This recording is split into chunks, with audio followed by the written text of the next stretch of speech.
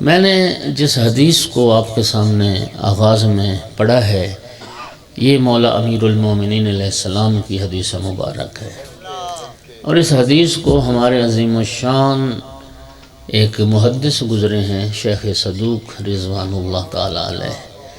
یہ وہ محدث ہیں شیخ صدوق کے جو والد گرامی تھے علی ابن بابویہ، ان کے پاس اولاد نہیں تھی۔ یہ غیبت صغرا کا زمانہ تھا جب امام کے نائب موجود تھے، تو شیخ صدوق کے والد نے حسین بن روح جو امام کے ایک نائب خاص تھے، ان کے ذریعے سے امام زمانہ کی خدمت میں ایک درخواست پیش کی، ایک خط بھیجا کہ آقا میرے پاس اولاد نہیں ہے، آپ رب سے دعا کریں اللہ مجھے اولاد عطا فرمائے۔ امام علیہ السلام کی طرف سے اس خط کا پھر جواب آیا، اس میں امام نے بیٹے کی بشارت دی، علی ابن بابویہ کو بیٹے کی بشارت دی اور فرمایا میں تمہیں بشارت دیتا ہوں، اور اس بیٹے کا لقب میں صدوق رکھ رہا ہوں۔ صدوق یعنی سب سے بڑا سچا، اور اللہ تجھے ایسا بیٹا عطا کرے گا جو دین خدا اور مکتب اہل بیت کا خدمت گزار ہوگا، مکتب آل محمد کا خدمت گزار ہوگا۔ اور انہوں نے پھر امام زمانہ کی دعا سے یہ محمد ابن علی، شیخ صدوق جن کا لقب ہے سب سے بڑا سچا، امام زمانہ کی دعا سے پیدا ہوئے، اور پھر انہوں نے الحمدللہ دین کی اتنی خدمت کی، مکتب اہل بیت کی خدمت کی کہ سینکڑوں کتابیں اور احادیث کی کتابیں اور کلام اہل بیت کو نہ جانے کہاں کہاں سے اکٹھا کیا۔ ان کی ایک کتاب ہے الخصال، یہ 2 جلدوں میں ہے۔ میں کتاب الخصال سے مولا علی علیہ السلام کی ایک حدیث پڑھی ہے۔ آپ صلوات پڑھیں اور میں شروع کرتا ہوں۔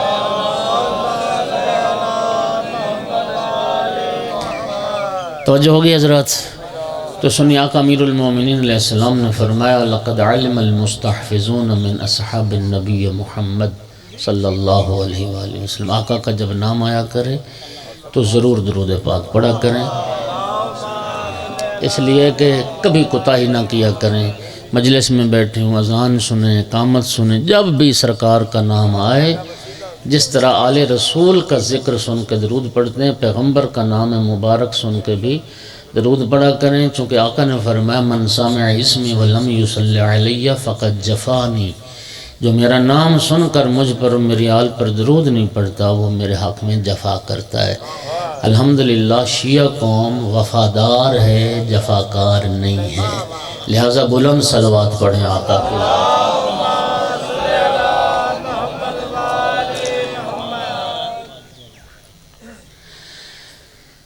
مولا امیر کیا فرما رہے ہیں کہ نبی پاک کے تمام ذمہ دار صحابہ یہ بات جانتے ہیں کیا کہ انہ لیس فیہم راجل لہ منقبۃ الا وقد شرکتہ فیہا۔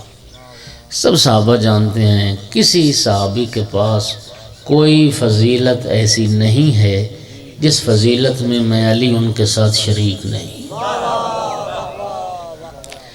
پھر فرمایا وہ فضلت ہوں، میں صرف شریک نہیں ہوں، میں ہر فضیلت میں ہر صحابی سے افضل۔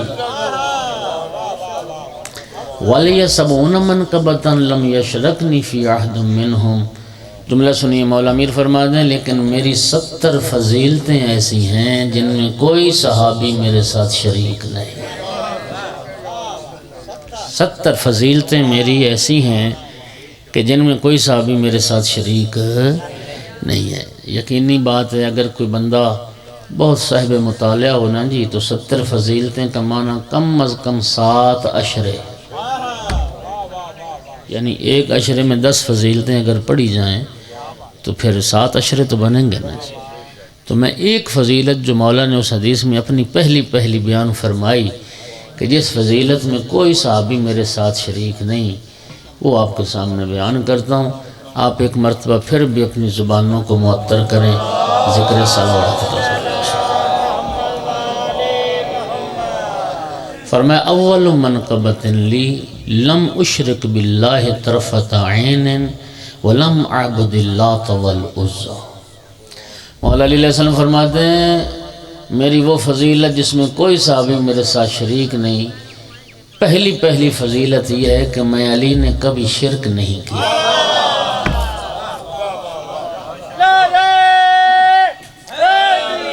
یا لم اشرک باللہ طرفت عین، پلک جھپکنے کی دیر، چشم زدن کے لیے بھی میں علی نے شرک نہیں کیا۔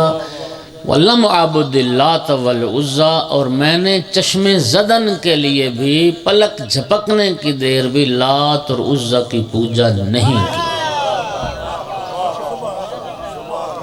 توجہ ہوگی حضرات۔ مولا امیر المومنین علیہ السلام فرمایا میں نے شرک نہیں کیا اور کبھی بتوں کی پوجا نہیں کی۔ اب ذرا لطف لیں، پھر میں جملہ دہرانے لگا ہوں، تیسری بار تکرار کرنے لگا ہوں۔ مولا علی فرماتے ہیں میری یہ وہ فضیلت ہے جس میں کوئی صحابی میرے ساتھ شریک نہیں ہے۔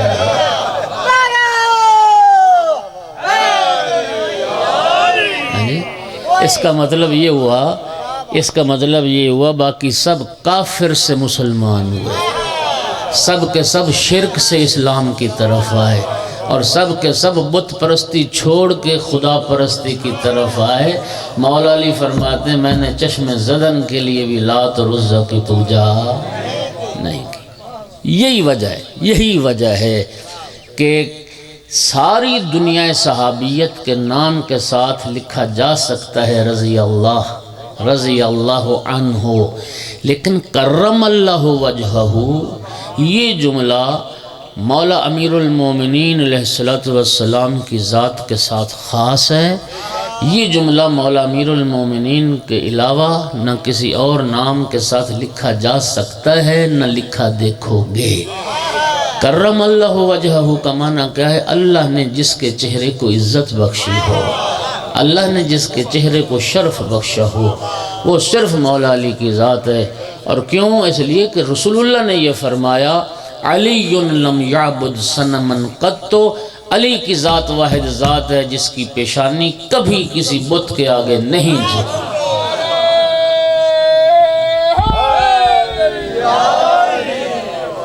کسی بت کے آگے نہیں جھکی۔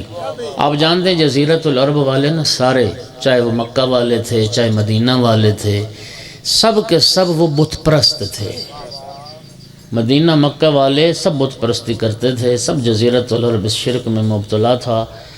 اور آپ جانتے ہیں کہ 360 بت تو ان کے خانہ کعبہ میں پڑے تھے۔ لات، منات، عزہ، حبل، یہ ان کے علاوہ بت تھے۔ توجہ ہے؟ سال کے دنوں کی تعداد کے برابر، 365 دن ہیں نا سال کے، تو 365 خدا تھے۔ ان کا عقیدہ یہ تھا کہ ہر روز ایک نئے بت کی عبادت، ہر روز ایک نئے سال کے دنوں کی تعداد کے برابر ان کے بت تھے، اور وہ سب کے سب بت پرست تھے۔ توجہ چاہ رہا ہوں میں۔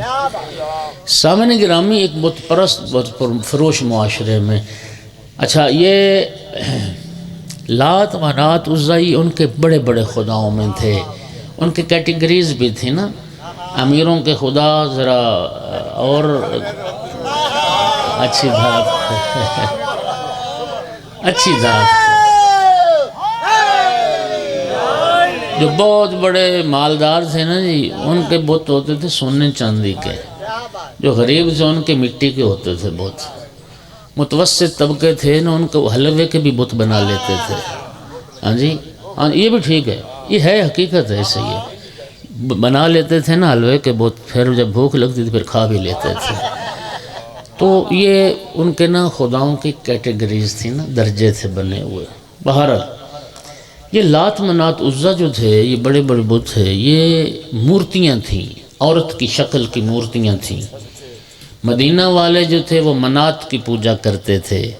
یہ سیاہ رنگ کی ایک مورتی تھی، اس کا طواف کرتے تھے، وہاں چڑھاوے چڑھاتے تھے، ان کا حج مکمل ہوتا تھا۔ تو یہ تھا مدینہ والوں کا بت۔ لات سفید پتھر کی ایک مورتی تھی جی۔ یہ انڈیا والے بھی پتہ نہیں کب سے مشرک ہیں، یہ بت پرستی، ادھر مورتیاں اسی طرح کی تھیں، آپ سمجھیں۔ یہ جو اب انڈیا والوں کی ہے نا، اسی طرح یہ جو لات، منات، عزہ، یہ جو تین تھے نا، یہ مؤنث بت تھے۔ قرآن پاک میں نا دو مقام پر آیت ہے. ایک مقام پر اللہ پاک فرماتا ہے الکم الذکر ولہ الانثی. ہاں جی، وہ تم اپنے لیے بیٹے پسند کرتے ہو، اللہ کے لیے بیٹیاں قرار دیتے ہو. چونکہ کافر مشرک یہ عقیدہ رکھتے تھے کہ یہ اللہ کی بیٹیاں ہیں. یہ جو لات منات عزا یہ مورتیاں تھیں نا، انہیں اللہ کی بیٹیاں سمجھتے تھے. فرشتوں کو بھی کافر اللہ کی بیٹیاں سمجھتے تھے. تو اللہ پاک نے فرمایا کہ کافروں، یہ تو پھر غیر منصفانہ تقسیم ہے نا. اپنے لیے بیٹے پسند کرتے ہو، اللہ کے لیے بیٹیاں قرار دیتے. ہاں جی، تلک اذن قسمت ضیزہ. خدا فرماتا ہے یہ تو غیر منصفانہ تقسیم ہے. وہ تو خود کافر تو بیٹیوں کو پسند نہیں کرتے تھے، وہ تو بیٹیوں کو زندہ دفن کرتے تھے، لیکن اللہ کے لیے کہتے تھے کہ بیٹیاں ہیں. منات لات جو تھا یہ سفید پتھر کی مورتی تھی. یہ طائف والوں کا بت تھا، اہل طائف اس کی پوجا کرتے تھے. عزا یہ مکہ والوں کی ایک مورتی تھی. جہاں عکاظ کا میلہ لگتا تھا وہاں پر یہ نسب تھا، تو وہاں جا کے طواف ہوتے تھے اور اس کی پوجا ہوتی تھی. سامعین گرامی، اور حبل جو تھا یہ خانہ کعبہ کی چھت پر تھا. نبی کریم نے اتنا زور دیا اور قرآن نے اتنا زور دیا. مولا علی علیہ السلام نے اپنی آخری وصیت میں بھی یہ جملے فرمائے، اللہ تشرک باللہ. میں تمہیں وصیت کر رہا ہوں شیعو، اللہ کے ساتھ کسی کو شریک نہ بنا. آپ نے کلمہ توحید پڑھا، اشہد ان لا الہ الا اللہ وحدہ لا شریک لہ. میں گواہی دیتا ہوں کہ اللہ کے سوا کوئی لائق عبادت نہیں ہے، اور میں گواہی دیتا ہوں کہ اللہ کے ساتھ کوئی شریک بھی نہیں. وہ وحدہ لا شریک لہ. شرک سے بچنا. شرک اتنا بڑا گناہ ہے کہ قرآن پاک میں سورہ مبارکہ نساء میں دو مقام پر دو آیات میں یہ جملہ سیم آیا ہے، ان اللہ لا یغفر ان یشرک بہ ویغفر ما دون ذلک لمن یشاء. اللہ فرماتا ہے یاد رکھو، اللہ شرک کو معاف نہیں کرے گا، مشرک کو اللہ معاف نہیں کرے گا. مشرک کے علاوہ جتنے بھی گناہ ہیں رب جس کے چاہے گا معاف کر دے گا. حضرت لقمان بیٹے کو وصیت کر رہے ہیں، قرآن میں ہے وَإِذْ قَالَ لُقْمَانُ لِابْنِهِ وَهُوَ يَعِظُهُ يَا بُنَيَّ لَا تُشْرِكْ بِاللَّهِ إِنَّ الشِّرْكَ لَظُلْمٌ عَظِيمٌ. حضرت لقمان نے وصیت کی، بیٹا میں تمہیں وصیت کرتا ہوں اللہ کے ساتھ کسی کو شریک نہ بنانا، شرک نہ کرنا، اس لیے کہ شرک ظلم عظیم ہے. شرک ظلم ہے. توجہ ہو رہی ہے حضرات؟ شرک نہ کرنا، شرک نہ کرنا. نبی پاک کے بڑے جلیل المرتبہ صحابی ابن مسعود، یہ بڑے جلیل المرتبہ صحابی. ابن مسعود ان 7 صحابہ میں سے ایک ہیں جنہیں مولا علی علیہ السلام نے رسول زادی کے جنازے میں شرکت کا شرف عطا کیا. توجہ ہو رہی ہے؟ ابن مسعود یہ وہی ابن مسعود ہے. مجھے یاد آگے ایک بڑی خوبصورت حدیث ہے. ابن مسعود بارگاہ رسالت میں حاضر ہوئے، یا رسول اللہ ارن الحق کا، یا رسول اللہ آج مجھے حق دکھائیے. یعنی عجیب خواہش ہے نا، رسول اللہ کی زبان سے ہمیشہ حق سنتے ہیں.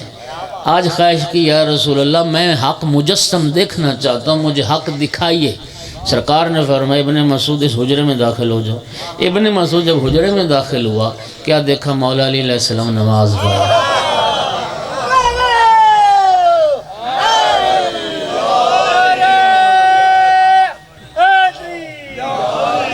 ابن مسعود مولا امیر المومنین کو نماز پڑھتے دیکھتے رہے. جب آئے نا مولا بلکہ میں یوں کہوں کہ ابن مسعود نے کیا دیکھا کہ حق کی بندگی میں مشغول ہے.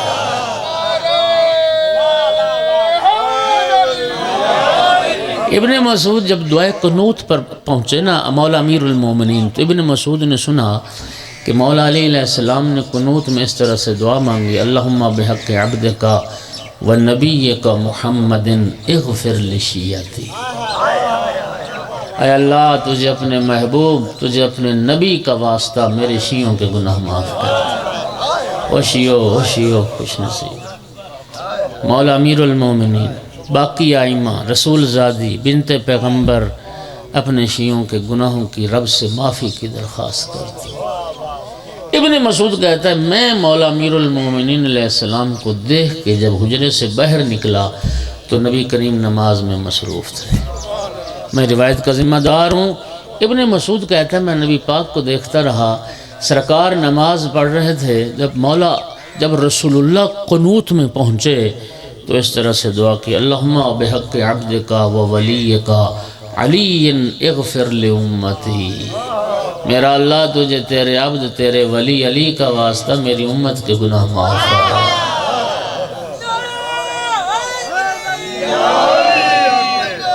ابن مسعود حیران پریشان ہو گیا، کمال ہو گیا، مولا علی رسول اللہ کا واسطہ دے کے دعا کر رہے ہیں اور رسول اللہ مولا علی کا واسطہ دے کے دعا کر رہے ہیں۔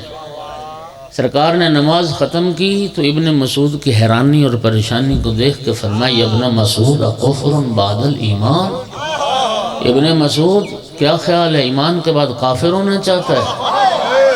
شک نہ کرنا، شک نہ کرنا، نہیں یا رسول اللہ میں صرف وضاحت چاہتا ہوں، مولا علی تو آپ کے وسیلے سے دعا مانگیں، لیکن اس بات کی مجھے سمجھ نہیں آپ مولا علی کے وسیلے سے دعا مانگ رہے ہیں۔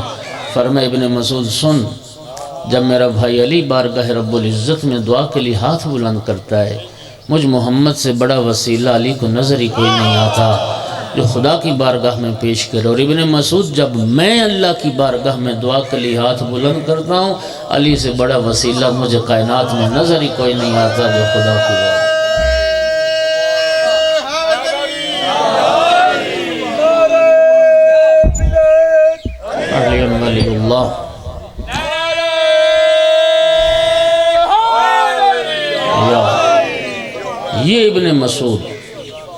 یہ ابن مسعود سرکار نے فرمایا، یا ابن مسعود ایاک ان تشرک باللہ، ابن مسعود شرک سے بچنا، اللہ کے ساتھ کسی کو شریک نہ بنانا۔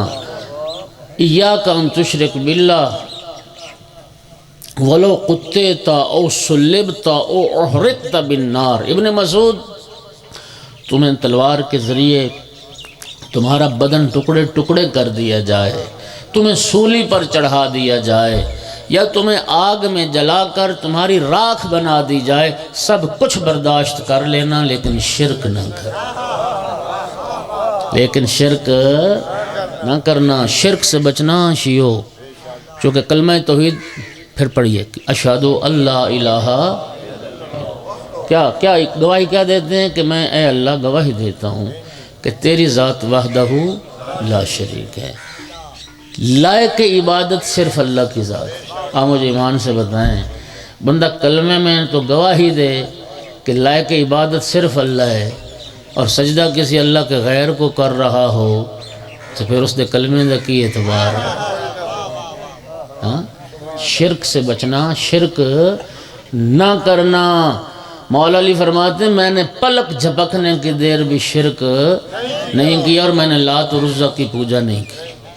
یہ وہ شرف تھا کہ امام حسین علیہ السلام نے روز عاشور یزیدیوں کے سامنے جو رجز پڑھا، ان رجزیہ اشعار میں مولا حسین علیہ السلام نے اپنے بابا کی اس فضیلت کا تذکرہ کیا۔ اجازت دے تو مولا کہ وہ چند اشعار پڑھوں رجز کے۔ لشکر یزید کو خطاب کر کے عاشور کے دن مولا حسین علیہ السلام نے فرمایا تھا، ایک صلوات پڑھے میں شروع کرتا ہوں۔ من لہو جد کجدی فی الورا او کا شیخی فانا ابن القمرین فاطمۃ الزہرا امی و ابی قاسم الکفر ببدر و حنین عبد اللہ غلاما یعفین وقریش یعبدون الوثنین یعبدون اللات والعزى معا وعلی صلی الی القبلتین۔ میرے آقا نے فرمایا، او لشکر یزید، من لہو جد کا جدی فی الورا، کون ہے دنیا میں میرے نانا جیسا جس کا نانا ہو، اور کون ہے دنیا میں میرے دادا جیسا جس کا دادا ہو؟ یزیدیو، میری ماں فاطمہ زہرا، صلوات پڑھو سیدہ کی ذات پہ بلند آواز۔ وہ ابھی قاسم الکفر ببدر و حنین، اور میں اس باپ کا بیٹا ہوں جس نے بدر و حنین میں کفر کے پرخچے اڑائے۔ عبد اللہ غلاما یافعن، اور میں اس باپ کا بیٹا ہوں جنہوں نے بچپنے سے اللہ کی عبادت کی ہے۔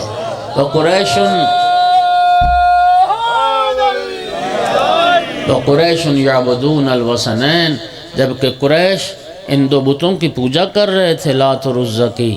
اور فرمایا لشکر یزید سنو، جس زمانے میں یعبدون اللات والعزا معاً، جس زمانے میں قریش لات اور عزا ان دو بتوں کی پوجا میں مصروف تھے، علی صلی الی القبلتین، میرا بابا علی دو قبلوں کی طرف رخ کر کے نمازیں ادا کر رہا، نمازیں ادا کر۔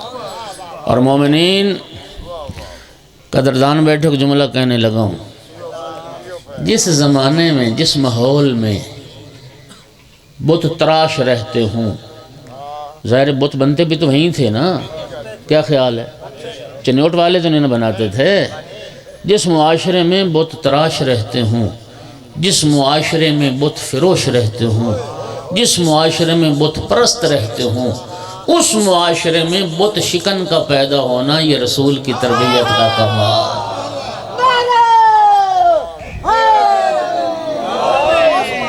یہ اس معاشرے میں ایک بت شکن کا پیدا ہونا یہ رسول اللہ کی تربیت کا کمال، یہ پیغمبر کی تربیت کا کمال ہے۔ سامعین گرامی، مولا علی علیہ السلام وہ توحید پرست ہیں جو بت شکن ہیں۔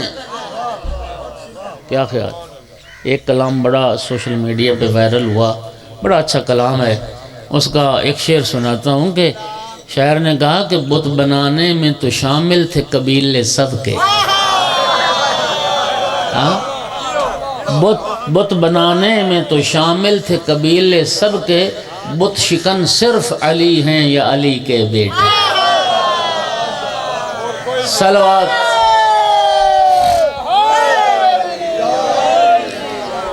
بت شکن صرف علی ہیں یا علی کے بیٹے۔